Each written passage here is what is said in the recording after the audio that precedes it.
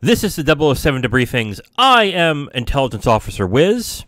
And I am Weapons Specialist Zero. Thank you for coming into the meeting today.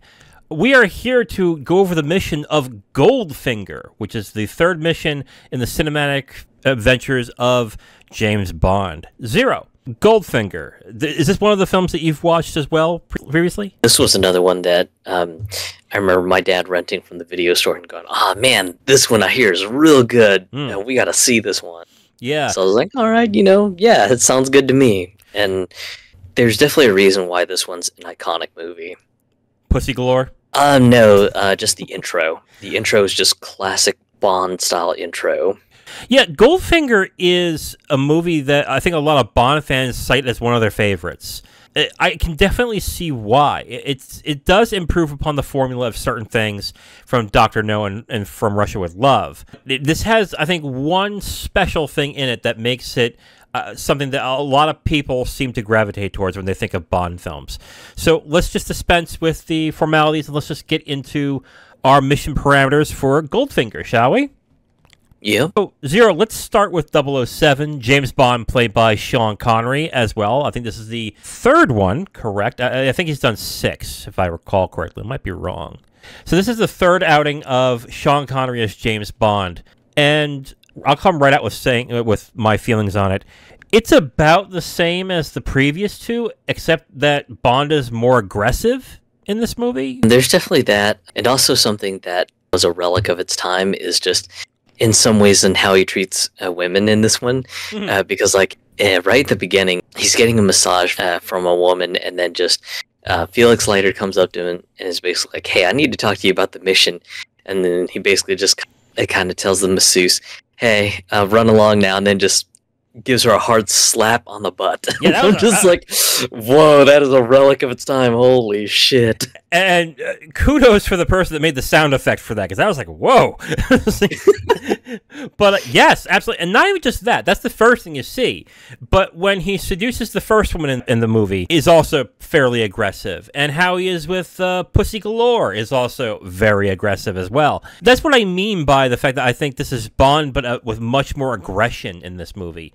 Is that when the way he treats the women in this movie is kind of like a foregone conclusion that, yeah, they'll go with it. That is true. I do agree with you. He does ooze on the charm a little bit more in this movie, but with a sense of like an aggressive salesman. Like, oh, you want this, right? And boom, goes right into it, which, yeah, in these days is not good. But what I will say that is interesting about this movie is that throughout half the film, Bond's a prisoner.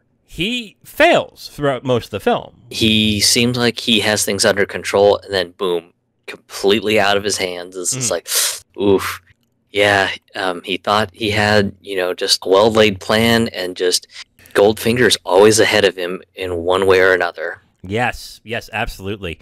And it does show Bond as a cool and calm person when he is being subjugated, except in one scene, which is the infamous scene where he's tied up on a board as a laser heading up to his nether regions. It's like the only time where he kind of loses his cool, which is kind of funny in a certain sense, because when he's about to die, he's fine. But if his junk is going to get damaged, oh boy, we can't have that now, can we? Well, I mean, that trope actually returns in GoldenEye as well, too. Yes. Because at one point he gets threatened with being shot in the junk, and it's just like, oh god, here's the info you need to know. It really just shows what's most important to Bond.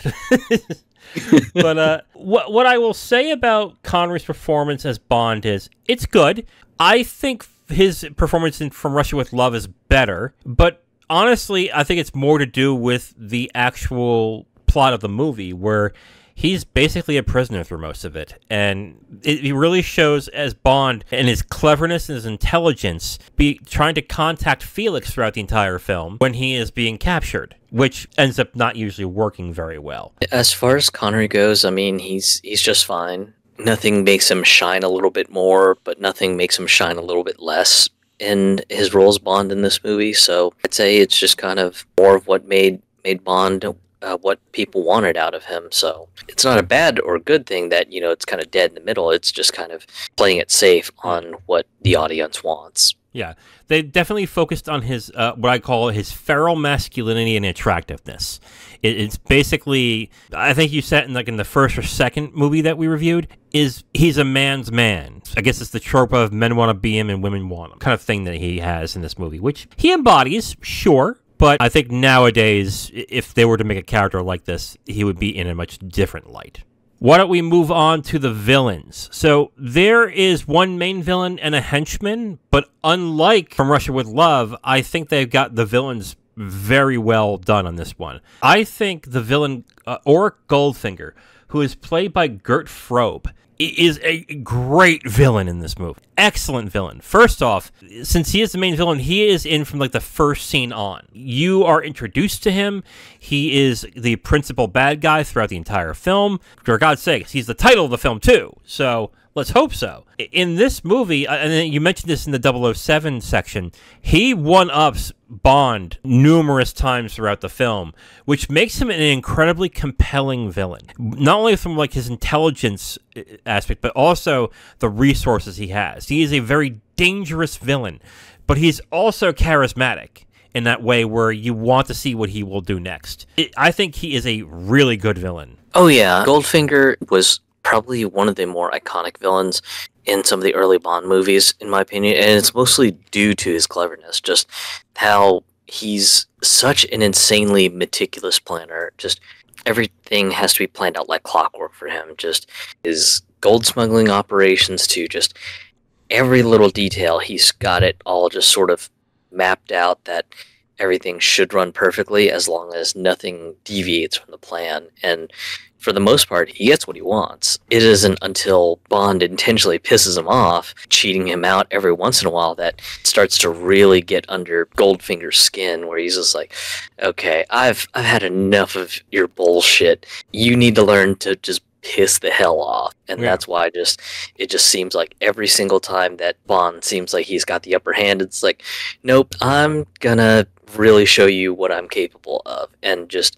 for that reason, you just see Bond just getting constantly one-upped in this movie. And it's just kind of an interesting turnabout on the formula, because the other two movies have always kind of shown Bond off as kind of like the super spy. Just he gets out of every situation without fail, and when he gets into a jam, then, you know, he can kind of scrape himself out of it. Whereas this one, it's just more kind of a Bond thinks he's clever, but Goldfinger always gets the last laugh for the most part. Very clever, very dangerous type of villain. Like the first thing that you see about how dangerous he is how he kills the first person that Bond sleeps with, which is the infamous skin suffocation through gold paint scene in this movie, which I had to look up, like, is this possible? And apparently, no, this is an urban legend. You can't die from skin suffocation. It's an interesting scene, sure, but, like, it does represent, really, how dangerous Goldfinger is and what he is willing to do to get his way, which is another thing that I think the other two villains just did not do. Dr. No, you barely saw, and he's just a background character, and Klebb is the person that just executes the plan, and it's Red Grant who is the person that's doing all the work, even though he's not the main villain. Goldfinger is a type of villain where it is clear why he is so dangerous, and he gets more and more dangerous as the movie goes by what he does to Bond and what his actual plan is, which again is an interesting plan. Let me put it this way, okay?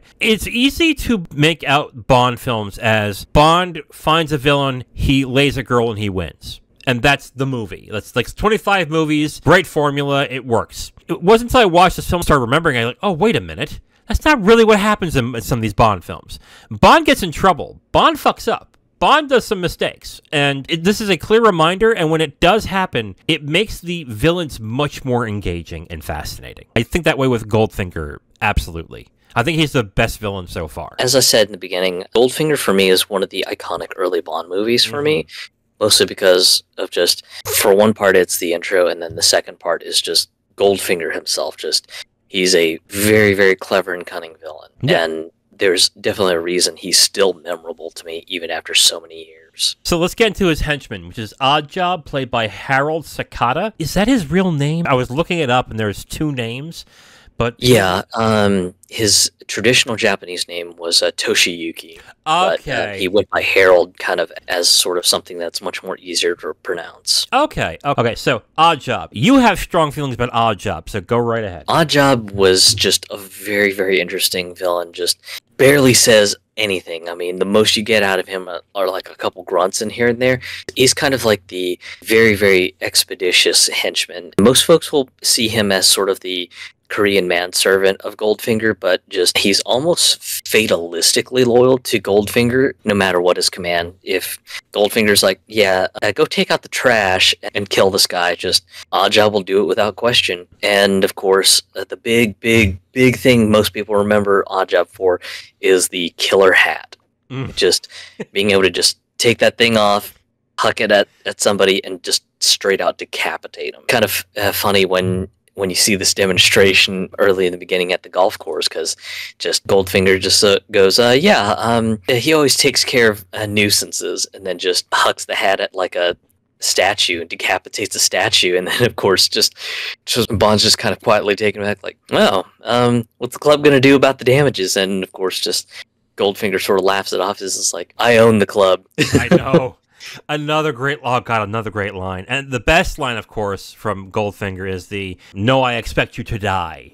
It is, God, such a great line. Kind of feels unfair to rate him against Goldfinger, but I guess I'm going to have to do it anyway. He is interesting. You're right. He's more of a silent villain. The most I think he does emotionally is do a shit-eating grin when Bond tries to, like, beat him up, and he just smiles at him like, yeah, that ain't gonna fucking work, dude. Oddjob is kind of a weird one, because on the one hand, I do agree with you. Like, he's interesting in certain aspects. But on the other hand, he's the beginning of an element of Bond films that I really do not like, which is the superhuman qualities of these villains at times. Like, there are certain movies, like The World Is Not Enough and a bunch of others, where the villains or henchmen are so unrealistic. It just really breaks the mood and breaks the feel of the film. This is fine, I guess, because he's only used so much in the movie. On the other hand, I kind of like when Bond is a little bit grounded, but a little bit fantastic. But the fantastic elements are more like the stunts and the action sequences. Not that somebody has superhuman strength, and if you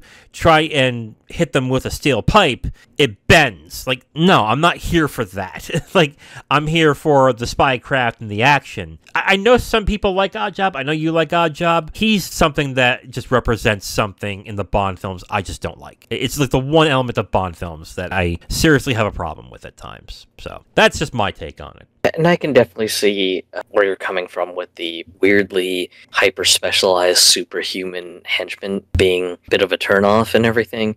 Because I think in, like, Tomorrow Never Dies, you've got, like, one of the henchmen who's, like, the supreme torturer and everything, and he's just like, yeah, I can keep people alive for 2 solid days by torturing their organs. And it's just like, oh god, really? We're going like cartoonish levels of silliness for the henchmen, really? Okay, whatever, it's a Bond movie. I'm just gonna turn that part of my brain off. Yeah, and I think it was either The World Is Not Enough or Die Another Day that had Robert Carlyle as, first off, the villain, which was a bad move. But secondly, his villain couldn't feel pain. So you can do all sorts of things to him and it wouldn't stop him. Which I'm like, what the fuck? Really? I thought that was incredibly lame as a villain. It's unfortunately a thing that Bond films do have and Bond stories have that I don't like. But I know some do like Oddjob very much. I know you do too, correct? It's not that, I think Oddjob's like a super, super awesome villain. It's just more that he's just kind of unique in that he just follows orders and he's pretty damn strong. But I think that was probably the director playing off the fact that Sakata was also a silver medalist weightlifter for the Olympics. So God. he's legitimately strong. Oh, I don't doubt that. Like, the guy looks stacked. Like, don't get me wrong. I think the hat element would have been interesting if there were blades on the hat. I just took it as he throws so hard, he can just smash him through the specific impact. But then again, you look at what happened with the statue, and you'd be like, nah, he clearly cut that thing in half. So I'm like, oh, okay. Well, the hat has an iron ring on it. Okay. Because there are some scenes where when the hat's on the ground, you see an actual iron ring in the brim of the hat and everything. Okay. You liked Odd Job. We both love Goldfinger, correct? Oh, yeah. Okay. All right. Bond Girl. Pussy Galore, played by Honor Blackman. Oh, my God. First off, it's interesting that both the character and the actress has very unique names. So there's that. But getting to the character, Pussy Galore is interesting outside of the name. And the fact that she's a villain... Another thing I completely forgot about in this movie is that when you meet Pussy Galore, she actually works for Goldfinger and is kind of a mercenary. Like a really cold and calculated mercenary in this movie, which I thought was incredibly unique. She's nowhere near Honey Rider. Unfortunately, she doesn't come up until halfway through the film, but she's definitely not a Honey Rider. Because she's not in most of the film, I don't think she's as good as Tanya, but I still like her as a character. The only thing that I have a problem with is the end, but we'll get into that, I guess. Pussy Galore is interesting, especially since this is one of the more blatant double entendre names for the Bond girls. This is just like right in your face. I mean, there is no playing and dancing around. It is just punch right to the face. Hey, did you know this is a double entendre? It's just like, God damn it, guys. Yeah. You have the humor of schoolboys. God damn it. You know, if I want to be, like, charitable to them, maybe Pussy Galore is her call sign as a pilot. Maybe. But that's being very charitable there. Because I can't imagine this poor woman being in flight school and being like, Sergeant Johnson, yes, sir! Pussy Galore? Yes, sir. The poor girl. Just like, oh, no. It was kind of funny reading some trivia on it, on her name and everything, because apparently when Miss Blackman was doing media interviews promoting the movie and everything, apparently she loved to just drop the name Pussy Galore like crazy just to embarrass the shit out of the interviewers. So that's a girl with a sense of humor. I like that. Yeah. That's good. I was like, oh my god, yeah, that's awesome that she totally had a sense of humor about it. I found her very enjoyable. I like the dynamic of the Bond girl being competition for Bond, or someone who can one-on-one Bond and survive, or basically best him in certain aspects, which Pussy Galore does in this movie. She's actually skilled in judo, and it's just kind of funny just in one of the scenes where she's just throwing Bond around like a rag doll. I'm just like, holy shit, that's right. I forgot that Pussy Galore is a skilled judo practitioner. Holy shit. Yeah, and they're doing that while, quote-unquote, rolling in the hay, if you know what I mean. Yep. You know what I mean? Yeah. Double entendres aplenty in this movie. Good lord. Speaking of, the only thing I do not like about Pussy Galore is that she succumbs to Bond's magic penis. Like, that's like the only thing I do not like. I know it's vital to the plot. I would have preferred if Pussy Galore was somebody who uses Bond to get out of the situation. You know what I mean? Like, she uses him as like a bargaining chip to the feds to save him in order for her to get away. That is something I would have actually preferred to do. But because she succumbed to the magic penis and basically, I guess, either fell in love or fell in lust with him, it kind of cheapened the character a bit. But overall, like, I think this is a good character. I just don't like what they decide to do in the end. It's a bit sad. I think later ends up remarking that maybe she sort of like fell for her baser motherly instinct was what caused her to sort of like have a change of heart towards the end of the movie. Yeah. But it just seems like a very, very easy cop-out. Oh, she suddenly grew a conscience and decided to do good for once. It's right. Like, that just seems like such a cop-out. I know, it does. And honestly, like, it's one of the weakest parts of this character, but, like, I think you're right. I think they just took the cheap way out. Overall, I like her. I like her as a Bond girl. I'm actually kind of surprised I don't remember her from the last time I watched it as being this good, but she was. I actually enjoyed her. Next up, the action. Kind of sparse in this film, don't you think? Kind of sparse, but also I think the fight choreography seemed a little bit weaker in some ways. And unfortunately, I was hoping that the car-related scenes were a lot better, but there was one particular scene that just showed how poorly the car stuff was done, and it's when Bond tries to escape his captors in the Aston, and you have the green screen effect on for like the front windshield, but it looks so dead obvious that it's a green screen, because like you've got one of the Chinese henchmen that suddenly gets larger than the windshield, and you're just like, oh my god, guys! I was hoping you progressed a little bit further with the green screen technique on the driving scenes, but you friggin' blew it. You friggin' blew it. That's right. I forgot about that. I thought you were going to mention when the car went down the hill and exploded 5 feet after it went into the air. That's the one I thought you were going to be like, that's a little weird. But I completely forgot about that. I think the car chase scenes are not bad. And the stunts involving the other actors are pretty good as well. It wasn't bad, but yeah, just the driving scenes were okay. And then that one scene pops up, I'm like, oh, guys, come on. The sort of random exploding car because it got diverted off the road. I mean, that's like classic action, vintage action movies fare. So that was why I didn't really nitpick that one too much. I was like, that's just how things were for older movies. So yeah, I'm not going to harp too much on that. But yeah, I think the one scene that just got me was just that terrible green screen where just Bond's running over one of the Chinese henchmen, and the henchman just suddenly is larger than the windshield. And I'm just like, yeah, I don't think that's how it works. One thing I did notice, though, do you notice that they have green screens in the weirdest places in this movie? For example, in the beginning, when the two men are playing gin rummy, Goldfinger and this other guy, they're doing it under green screens. Did you recognize it was a bit weird. Yeah, I was like, what the hell? I was like, why are they doing this on green screen? The other action scene is, of course, the Fort Knox scene. I think it's also pretty good. But I think the best part of the scene is when you notice Felix is there and the Americans are there. Because it does one of two things. The twist, it's a surprise to see Felix there, number one. Or if you're paying attention, it makes you realize something else is going on. And you learn what happens towards the end in that scene. Other than that, I think the action is good. It's not great. But I think I still prefer From Russia with Love when it comes to action. I mean, it was like I said, the weak choreography for some of the hand-to-hand stuff was a little bit of a downer. Completely forgotten that the only fight scene that I think really, really was good was the one between Bond and Oddjob. That one looked like it had much tighter choreography and everything. It's a bit of a disappointment that they sort of dropped the ball in the action. And then, of course, my gripe with the car green screen, which just looks absolutely just jarring and unrealistic. It's just like, guys, you nailed the green screen car stuff in From Russia with Love. What the hell happened with that particular scene? Yeah.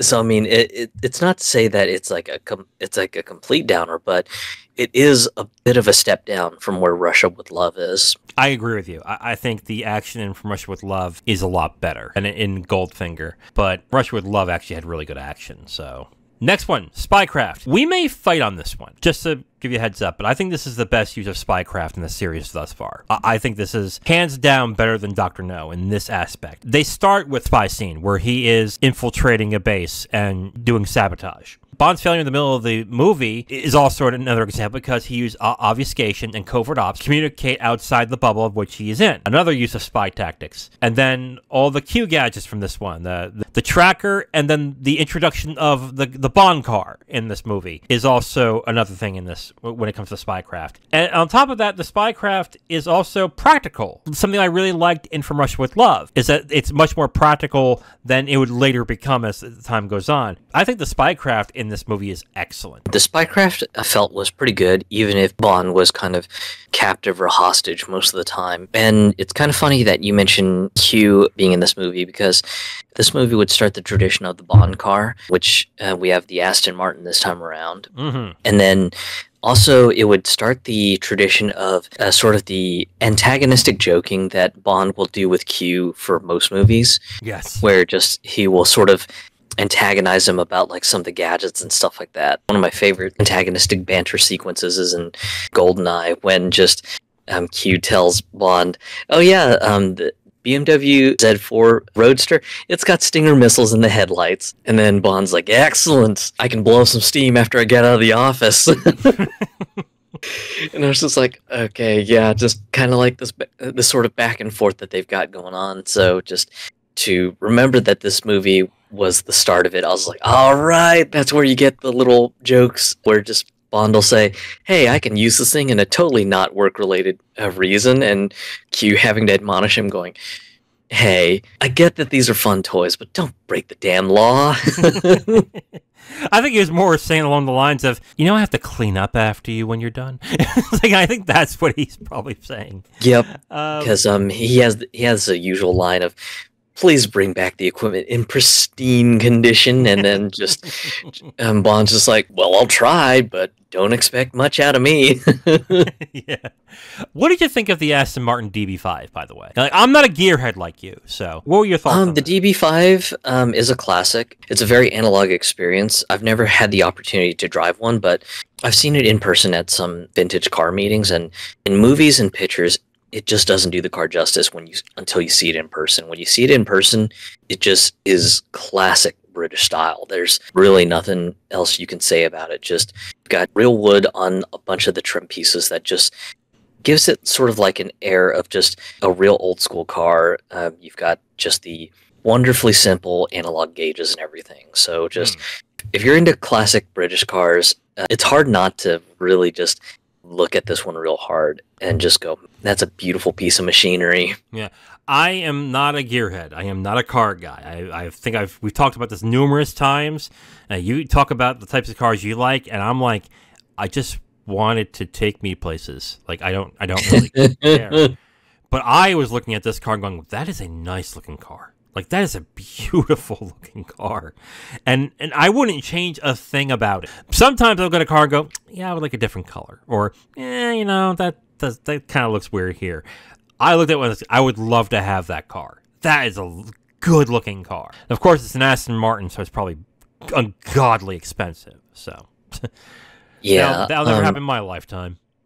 Yeah, because I think like a decent condition DB5 is within like probably the $750,000 to like maybe $500,000 range at this point. They're really expensive collector's items at this point. I'll get a loan or something. That'll probably work, right?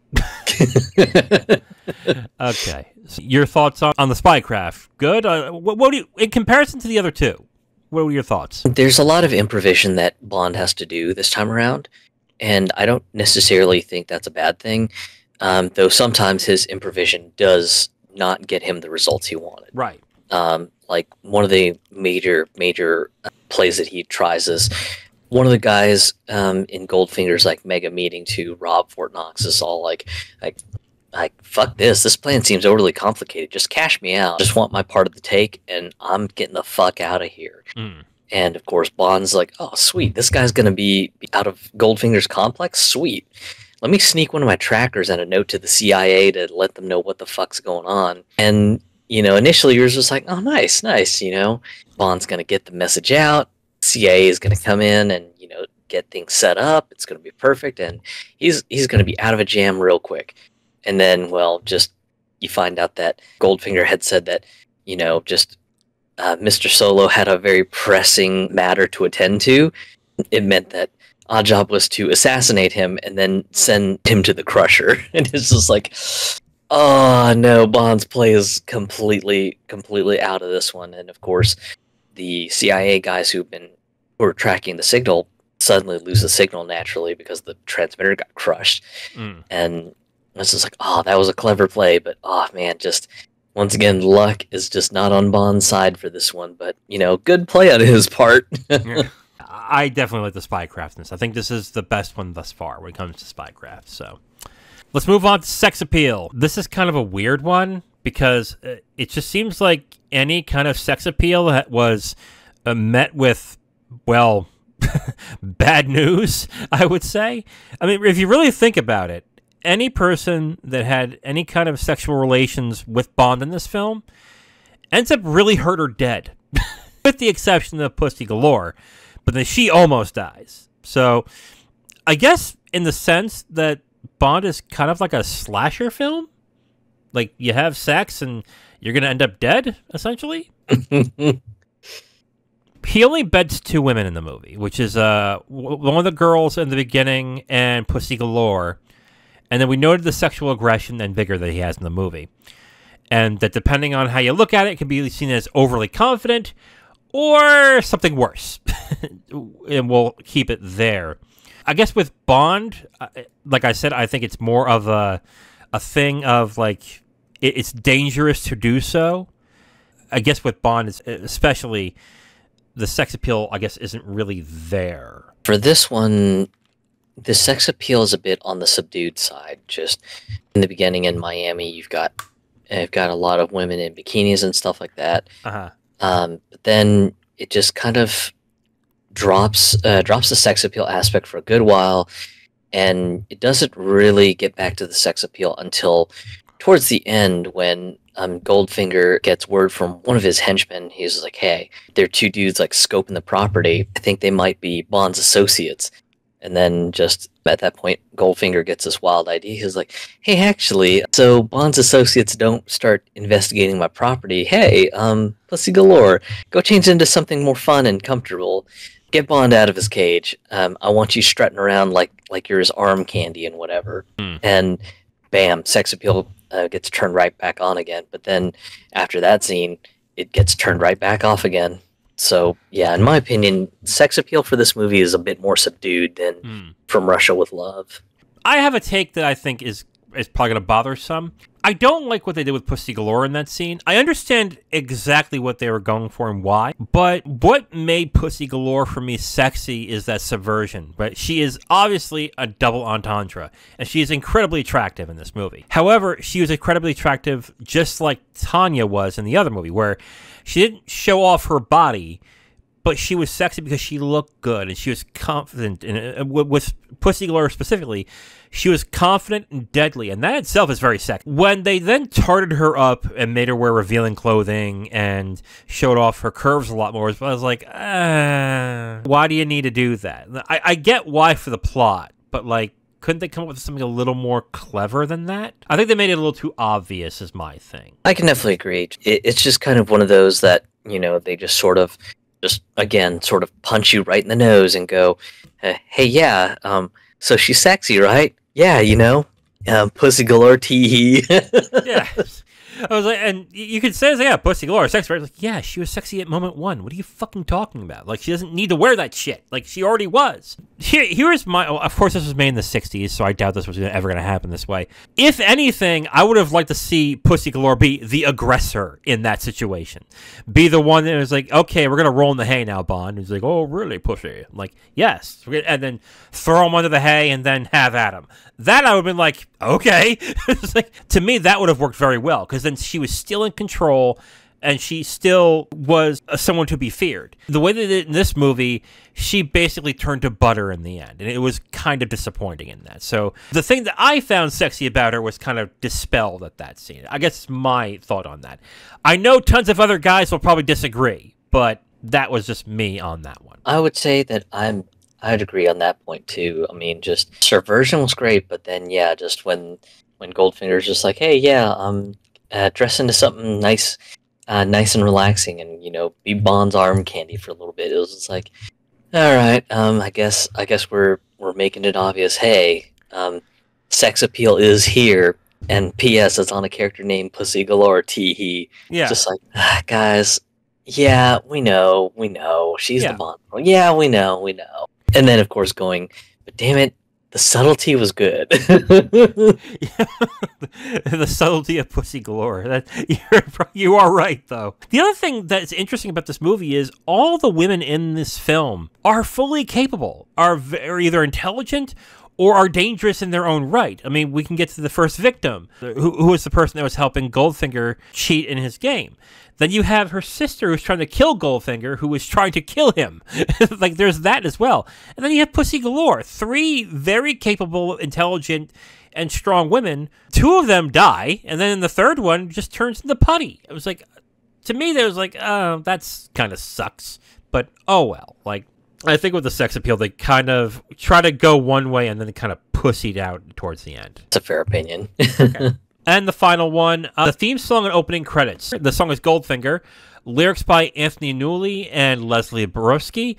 Music by John Barry, performed by Shirley Bassey. This is a big step up from Russia with Love. Like, I didn't like the theme song to From Russia with Love, but I actually really liked the opening credits. I like both from this movie. They did use the woman being superimposed into scenes, but I think it's a lot better done because it has scenes of the actors and characters in this, and it kind of also fits with how dangerous Goldfinger is. One of the reasons that I mentioned earlier in the podcast that the intro is iconic for me, and with good reason. Just, it's artfully done. It isn't like too overly showy, kind of like how From Russia with Love's was, but this one, I think, really started the tradition of just boldly designed Bond intros that aren't too overly busy in my mind. But I think that's why the Goldfinger intro just sticks out the most, and then the song is just fantastic. Yes, absolutely. I love that the song and how it, and the horns and how the singer is. It's a really catchy tune as well. I really enjoyed the theme song. I think if we don't count Dr. No, this is probably the best one thus far. Because, again, I don't like From Russia with Love. And looking back at the other movies I've seen, I think Diamonds Are Forever is really good. I think the one from Skyfall is really good. But, like, this is one of the best by far. All right, Zero. So we're at the end. What are your concluding thoughts? Goldfinger is definitely one of the more iconic Bond films, in my opinion, of the entire history of the Bond movies and everything. I would say that if you want to see just one movie from the Sean Connery era, and if you had to just pick one, Goldfinger is easily the one I would recommend, just hands down. Really? It's iconic for a good reason. It's one of the rare films where just Bond just completely gets just beaten for most of the movie, and he's just kind of like all right, I'm just gonna have to take these shots to the chin and just kind of bide my time and figure a way out or something, I guess. Yeah. And of course, just the cleverness of Goldfinger is just one of the things that is something very rarely shown in some Bond films. I mean, sure, there's some clever Bond villains every now and again, but just Goldfinger is both clever and dangerous. That, he does show off every once in a while. Hey, Bond, I know what you're doing. Do not cross me. You have been warned. And of course, just Bond being the habitual line steppers is like, hey, I'll just keep stepping over the line. Let me see what happens. And then, of course, Bond going, shit, okay. I'm in a jam, and looks like all I can do is wait this out. Yeah. And then, of course, just Pussy Galore being just one of the Bond gals that starts off as a villain's henchman and then sort of eventually swap sides is sort of an interesting dynamic for a Bond girl, but I don't think it's one that we see very often either. So I felt that she was fantastic as well too. But yeah, just this one is definitely something I would recommend to watch. But kind of like I mentioned, if you had to pick one of the Sean Connery movies, this would probably be very high up on the list, mostly just because of the fact that it's just an outright fantastic movie, and it's iconic for good reason. I get how it's iconic. I do like the movie very much. I think it probably is, looking back, my second favorite Connery Bond. I just prefer From Russia with Love a little bit more. But this is a very good movie, but I think what makes it really good is the villain. The villain is the one thing about this film that I think it is probably the best out of the 6 Connery films that I think is what it excels in, because I'm looking at them. I don't remember the other Bond villains in the other films. So, but Goldfinger is one of the best villains that has been in the Bond films, to me at least. And that's what makes this film really good in this case. But to me, I think From Russia with Love is a little bit better, but I can see where you're coming from, that you would think this is the best one in there. I definitely see it. It is a very good one, though. All right, Zero, mission accomplished? Mission accomplished. Mission accomplished for Goldfinger, probably the most iconic of the Connery Bonds. So, not a surprise. This is a very good movie. It's very enjoyable. It's got an iconic villain and a henchman in Goldfinger and Oddjob. But yeah, like, definitely a good movie. I definitely understand why people do like this film. Is it my favorite? No, but I enjoy it absolutely, and you do too, correct? Yeah. Now, if you want my full review on this movie, you can go to my website at IamTheWiz.com. You'll have my full written review right on the site, along with a link to the video that has this review that you've just listened to. All right, Zero. So, for our next mission, Spectre strikes again in... Thunderball. That's right, Thunderball. Zero, a little fun fact about Thunderball. When I was a male stripper, that was my nickname. It's true. It's true. The ladies would be like, oh, here comes Thunderball. And the reason why is because my balls are so large, they would hit the ground, and it would make a thunderous wave that would shake the building. It was... I don't know if that was a compliment or not, to be absolutely honest with you. Anyway, so we're going to be watching Thunderball. Tune in next time when we review Thunderball. I am The Wiz. And I'm Zero. Talk to you guys next week. Bye.